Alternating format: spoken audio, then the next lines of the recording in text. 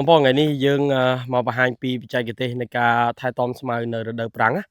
ហ្នឹងហើយធ្វើម៉េចបានស្មៅដាំទៅមានសុខភាពល្អហើយដើមនៅតែបន្តលូតលាស់បានគ្រប់គ្រាន់ហ្នឹងហើយមកតាមមកបងប្អូនចាក់ស្ដែងនេះស្មៅនៅកន្លែងកសិដ្ឋានរបស់យើងណាដែលយើងដាំដើម្បីផ្គត់ផ្គង់ទៅដល់ពពែក៏ដូចជាបានលក់ចេញមួយចំនួនទៅដល់កសិដ្ឋានគោសាច់ហ្នឹងហើយនេះដើមស្មៅយើងនៅរដូវប្រាំងអ្វីត្បិតតែវាអត់សូវល្អប៉ុន្តែវានៅតែអាចបន្តលូតលាស់បានណាហើយស្មៅនេះដែរមានអាយុ3ខែអញ្ចឹងណាហើយយើងកាត់វាហើយដោយសារវាលូតលាស់បានវាយើងបានរៀបចំប្រព័ន្ធទឹកបានគ្រប់គ្រាន់ណាហ្នឹងហើយមើលនេះតំណក់ទឹក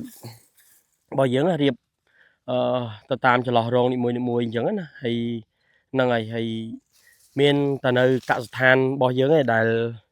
អាចនិយាយបានថាដើម្បីទទួលបានចំណេះដឹងតាំងការថែទាំពពែក៏ដូចជាដាំដុះស្មៅហ្នឹងហើយបងប្អូនអាចតាក់ទងមកបានតាមរយៈ Telegram ហើយនឹងមាននៅក្នុង page របស់កសិដ្ឋានចំពពែវិមានសួរហ្នឹងហើយ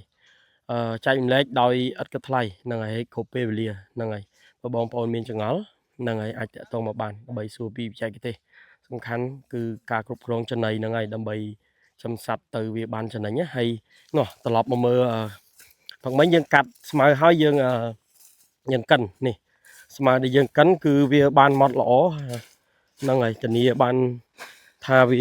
សัตว์ទៅវាពេញចិត្តស៊ីនេះស្មៅរបស់យើងមើលតែល្អមែនតើអញ្ចឹងណាហ្នឹងហើយអញ្ចឹងបងប្អូនចង់បានបច្ចេកទេសដែលឥតគិតថ្លៃហើយចែករំលែក